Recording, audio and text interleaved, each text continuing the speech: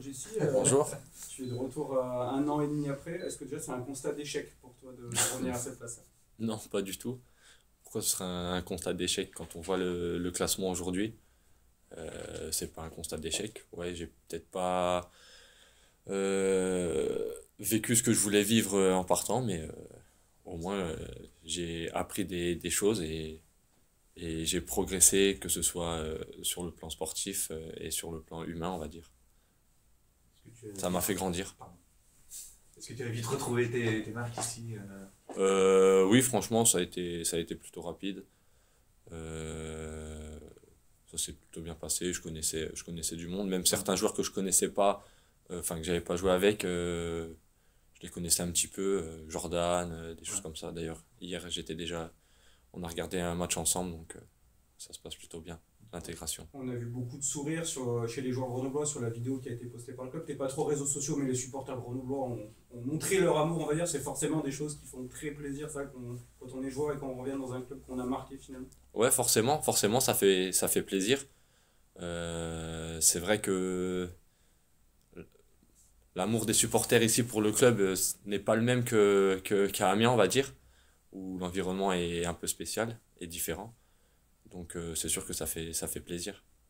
L'épanouissement personnel en dehors des terrains, c'est important pour performer sur les terrains, pour toi en tout cas. Exactement, exactement. Et c'est aussi une des raisons pour lesquelles j'ai voulu quitter Amiens, parce que l'épanouissement personnel, même hors terrain, dans ma vie personnelle et tout ça, ça compte.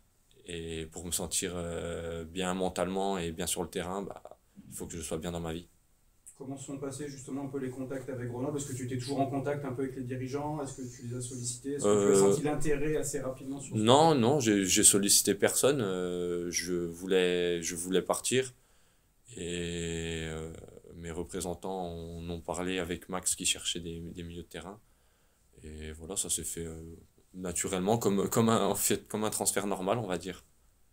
Amiens a été assez coulant à ce niveau-là. Enfin, ils ont pas Ouais, fait ils ont de... été assez compréhensifs. Ils m'ont laissé partir librement, donc ça s'est passé normalement, sans accroc.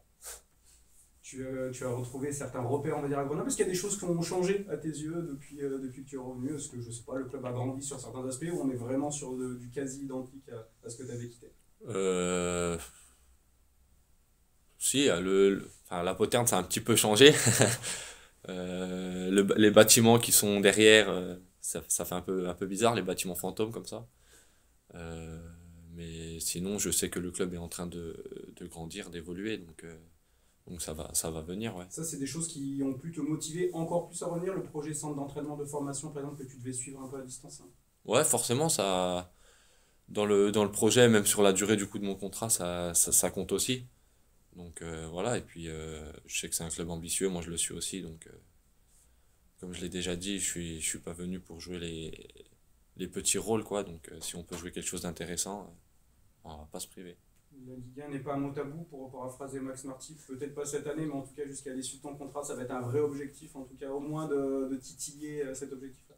De toute manière, si on commence un championnat et qu'on n'est pas ambitieux, enfin, c'est pas très intéressant, quoi. Donc je dis, faut rester humble, c'est sûr. Il y a des grosses équipes, des grosses écuries qui eux aussi jouent la Ligue 1 et eux l'assument et le disent vraiment. Euh, Nous, on fait partie entre guillemets des outsiders, mais si on peut titiller le haut, on va pas se priver, ça c'est sûr. Le contrat porte sur 3 ans et demi, ça veut dire qu'il y a voilà, une espèce de confiance réciproque entre le club et toi. Ouais, exactement, c'est ça.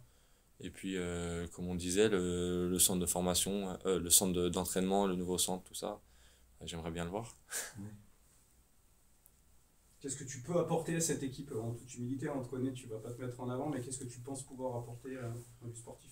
Bah, je pense que vous me connaissez aussi, mes qualités, qualité de passe, qualité technique, essayer d'être juste dans la dernière passe, dans le dernier geste, les coups de pied arrêtés, et du calme et de la sérénité par moment. Le secteur offensif a beaucoup bougé depuis ton départ. Qu'est-ce que tu penses de tes nouveaux coéquipiers? Pareil, tu devais les suivre forcément à distance, tu devais regarder. Ouais, Qu'est-ce que puis tu penses? on faisait des vidéos quand on jouait contre eux, donc ouais, il y a vraiment de la qualité. Jordan, je connaissais un petit peu parce qu'on avait déjà joué contre lui, et à la vidéo et tout ça. Après, Bamba, on en parle beaucoup aussi, donc voilà, je connaissais un petit peu. Mais ouais, il y a de la qualité et je pense qu'on peut faire quelque chose de très bien et on l'a vu, on a mis 4 buts ce week-end, donc ce serait bien de continuer à marquer des buts tout en restant solide défensivement. Tu es apte à jouer ce samedi? Tu as envie de jouer ce samedi? Bien sûr, moi j'ai toujours envie de jouer les matchs, donc si mon corps me le permet, je suis apte à jouer tous les matchs. On en parlait un petit peu avec le coach.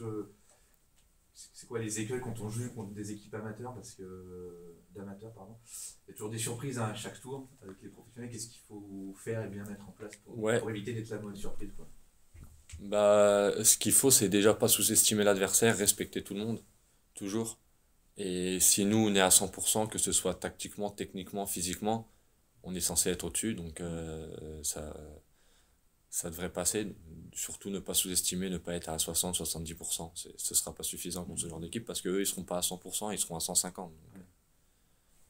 Tu avais joué toi contre. C'était Taon hein, qui avait Taon, ouais, j'avais pas joué. T'avais pas joué. J'étais- D'accord, mais c'est un j'étais bon pas. exemple en tout cas de piège à éviter. Exactement, exactement. C'est surtout que maintenant, sans les prolongations, je pense que ça avantage aussi un petit peu les petites équipes qui poussent les équipes au tir au but. Et après, bon, les tirs au but, je dis pas que c'est la loterie, hein, mais il peut y avoir un rapport de force qui s'inverse et la petite équipe peut être plus en confiance. Surtout après un match au final qui les amène au tir au but. Donc, Donc ce sera l'objectif de les éviter clairement. exactement, bah oui, c'est sûr que si on peut gagner avant les tirs au but, c'est toujours mieux. Et montrer notre supériorité dans le jeu. Tu as conservé tes qualités de tireur de penalty. Bon, je vous avais pas dit encore à discuter à Grenoble, mais tu es resté sur des belles séries quand tu étais au Ouais. GF. Je sais pas, j'en ai pas tiré J'en ai pas tiré à Amiens, encore, donc ouais, mais je vois pas pourquoi ce serait parti. Il faut les provoquer parce qu'il n'y en a eu qu'un. Ah, il n'y en a pas eu beaucoup. Ok. C'est bon pour Jess? Super. Allez, bah merci. Merci beaucoup, Jessie. Merci à vous. Merci. Et bonne saison, ouais. Merci.